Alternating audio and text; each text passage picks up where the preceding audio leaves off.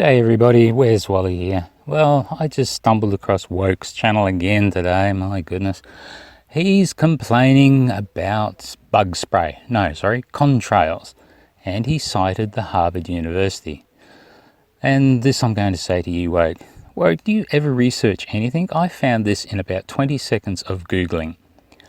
And I also did this for our old friend, That Guy. So because I've already covered most of this, I'm going to pick up this video that I made specifically for That Guy, and from about the 2-minute mark, Woke. So I hope you watch it from there on in. I don't even know where to begin. You need to research before you just become a parrot for all these memes, mate. Wake up. Okay, take it away, That Guy. Just tie a knot in it. Start thinking before commenting. And maybe research the subject you're arguing against before you argue, right? Just something smart people do. Look up Harvard University blocks the sun and get back to me. I'll wait. Till then. Okay, so research University of Harvard blocks the sun. Okay, start the clock. Okay, done. Well, it looks like nothing in this thing here matches. So only $3 million, that's not real big. Only 2 flights, steerable balloons, not planes. Southwest United States, not Florida. First half of 2019. 100 grams of amount released. Extremely modest test. So unless you are seeing a plane that looks like this big yellow thing, I don't think you've got anything to worry about the Harvard University. I think you better try again. And maybe research the subject you're arguing against before you argue, right? Just something smart people do. Science is testing the observed natural phenomenon. Vacuums aren't natural. You know, saying that a vacuum isn't natural is just like SpongeBob SquarePants saying that air isn't natural. It's totally natural, mate. And just to prove the point that a vacuum is totally natural, look, I'll just pop next door and ask Wolfie. Yes, he's in his office.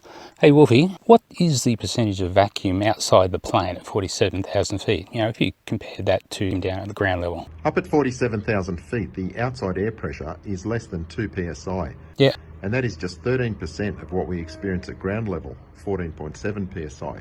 Yeah.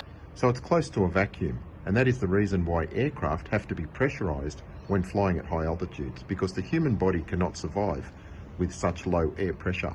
Yeah. The percentage of oxygen in the atmosphere is around 21%, and the partial pressure of that oxygen is proportionately less at altitude. Yeah. That is also the reason why we need to keep our oxygen masks handy in the event of an explosive decompression in the aircraft.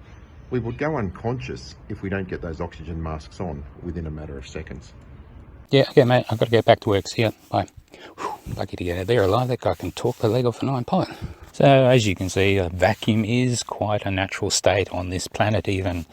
And even with a straw. Put your mouth around a straw and suck really hard. I believe a human mouth can get down to about 90% of the way to a vacuum. I'm pretty sure that's right. Anyway, Action Labs guy has got that experiment on his channel. I'll show you a little bit more of Action Lab in a minute.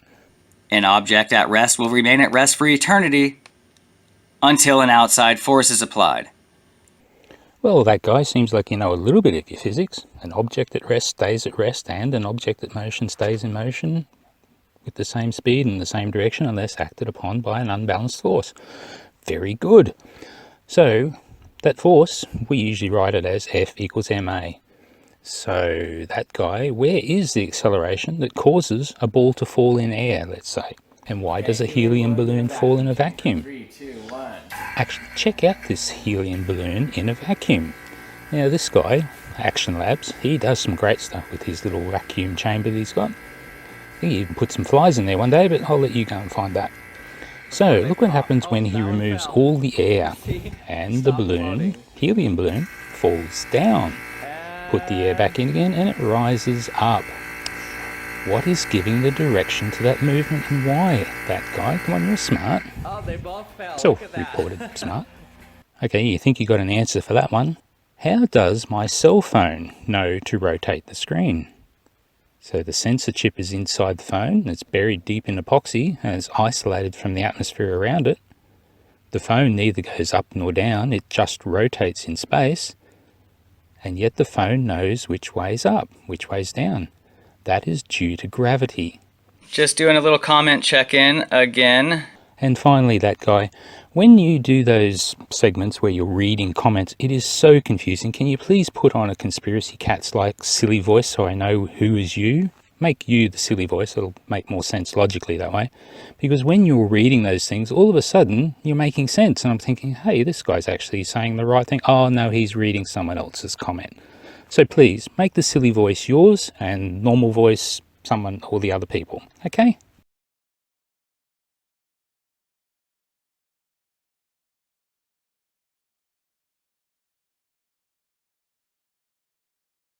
Then there's no point in talking to a coward who's too scared to address my argument.